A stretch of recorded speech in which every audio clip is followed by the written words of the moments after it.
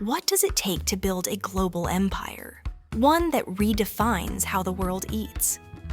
For McDonald's, the answer was speed, simplicity, and an unmistakable golden M that became as iconic as the food it served.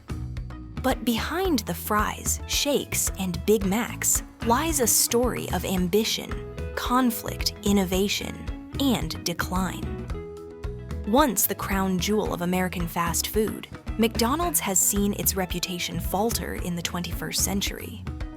Criticized for unhealthy menus, labor practices, and fading cultural relevance, the brand that once sold billions is now struggling to stay golden. This is the rise and fall of McDonald's, how it all began, how it conquered the world, and why it's no longer the giant it used to be. Welcome to the Founding Room. It all started in 1940 in San Bernardino, California. Brothers Richard and Maurice McDonald opened a small drive-in restaurant.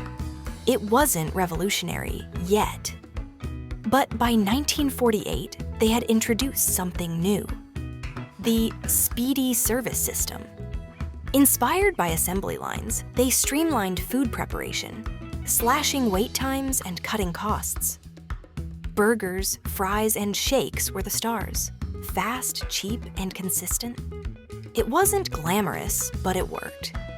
Families, workers, and teenagers lined up for quick meals they could count on. Then, in 1954, a traveling milkshake machine salesman named Ray Kroc walked into their restaurant and saw the future. What Kroc envisioned wasn't just a burger joint. It was a system that should be replicated across America and beyond. By 1955, Ray Kroc had launched the first McDonald's franchise in Des Plaines, Illinois. He wasn't just selling food, he was selling a model. Franchisees followed strict guidelines. The food had to be uniform, the experience predictable, and that's what customers loved. By the late 1960s, McDonald's had over 1,000 locations. Ronald McDonald made his debut. The Big Mac hit menus. "You deserve a break today" wasn't just a jingle. It was a national mantra. As suburbs sprawled and car culture boomed, McDonald's became an American ritual. From Tokyo to Toronto, London to Lima, golden arches sprang up everywhere. Kids dragged their parents in. Teenagers got their first jobs behind the counter. McDonald's wasn't just a brand, it was a lifestyle.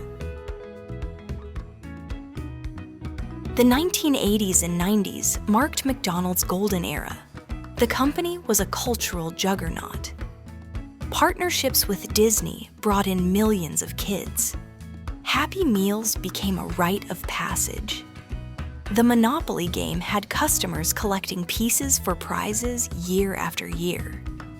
By 1993, McDonald's was opening a new store every 5 hours.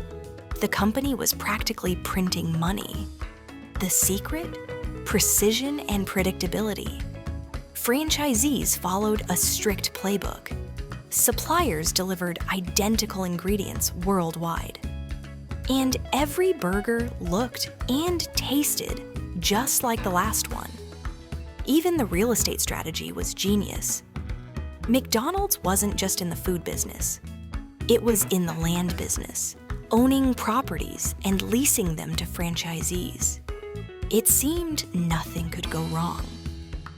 But soon, the cracks began to show. Did you know that in the late 1980s, McDonald's tried to break into the pizza market with something called the McPizza? It was part of a bold plan to compete with chains like Pizza Hut and Domino's. The McPizza came in personal and family sizes and was tested in hundreds of locations across the US and Canada. Some even installed special ovens just to make it work. But there was a big problem. It took too long to cook, sometimes over 10 minutes. In a system built for speed, that was a deal breaker, By the late 90s, the McPizza was quietly pulled from menus. Still, it left a mark. Even today, fans online still ask, when is McPizza coming back? By the early 2000s, the world had changed, and McDonald's was slow to catch up. Consumer tastes were shifting. People wanted fresher, healthier food. Salads, organic ingredients, ethical sourcing. McDonald's, with its fried menu and supersized portions, started to look outdated. Critics slammed the chain for promoting obesity and targeting children. The 2004 documentary Super Size Me was a PR disaster, showing the health effects of eating McDonald's daily. Labor protests broke out over wages and working conditions. The once proud first job narrative was being replaced by accusations of exploitation and low pay. And then there was competition. Fast casual chains like Chipotle and Panera offered customizability and cleaner ingredients. Even Starbucks was encroaching on breakfast. McDonald's, once the king, was losing its crown. McDonald's didn't take the hits lying down. In the mid-2000s teens, the company began to pivot. The all-day breakfast campaign was a hit. The menu was streamlined, digital kiosks were introduced, drive-thrus got smarter. They invested heavily in delivery through Uber Eats and DoorDash, meeting customers where they were. Newer menu items like fresh beef quarter pounders and plant-based McPlant burgers showed an effort to evolve. And under CEO Chris Kempczynski, McDonald's started talking more about sustainability and social responsibility. In markets like Asia and Europe, innovation thrived. Smaller menus, local flavors, even table service. It wasn't a full comeback, but it was a sign McDonald's could still adapt when pushed. McDonald's isn't just a company, it's a symbol of convenience, of globalization, of American ambition. Its story is one of extraordinary rise, uncomfortable truths, and the constant pressure to reinvent.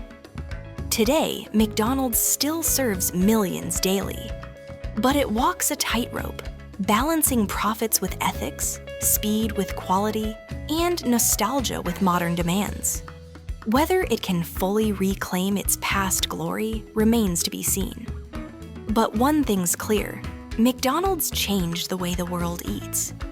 And its legacy, love it or loathe it, is undeniable. Thanks for watching The Founding Room.